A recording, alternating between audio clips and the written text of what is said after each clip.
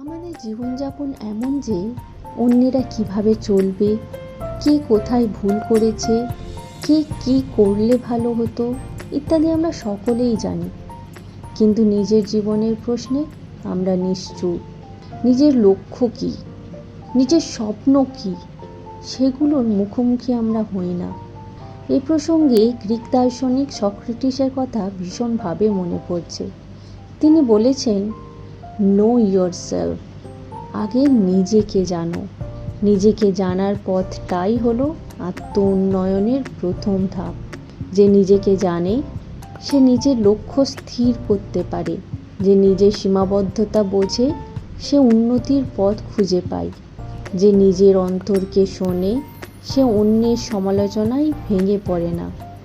তাই চলুন আজ একটু থামি, অন্যের বিচার না করে নিজের ভিতরটা শুনি।